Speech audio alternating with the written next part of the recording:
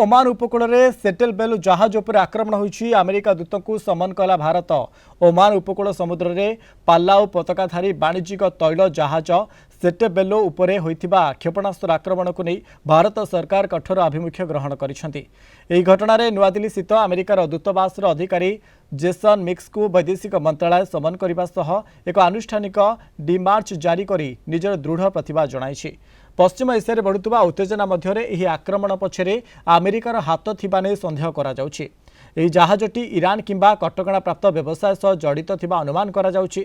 Gulf of Oman सोहार बंदर ठारू प्राय 20 नटिकाल माइल दूर में जहाजर इंजिन रूम को टार्गेट करी क्षेपणास्त्र माड़ करा जायथिला।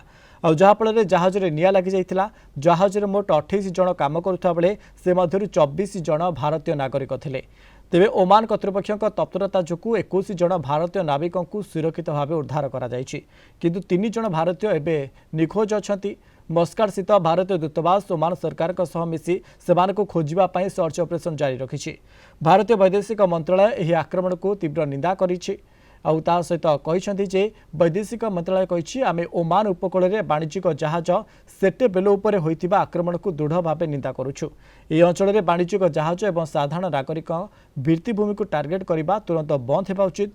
भारत स्पष्ट करिछि जे अंतर्जातीय जलपथरे एभली घटना अत्यंत चिंताजनक।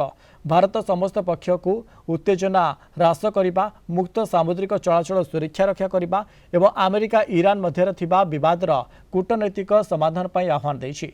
सामुद्रिक वाणिज्य में बहु संख्यार भारतीय कार्य करुथिबारु सेमानक सुरक्षा को नहीं भारत आदौ बुझामणा करिब नाही बोली ए कूटनैतिक पदक्षेप स्पष्ट होइछि।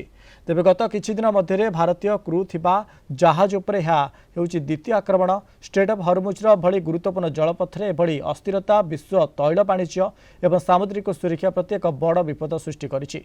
सरकार प्रभावित परिवार गुड़ी को समस्त प्रकार सहायता जोगाई देउछंती।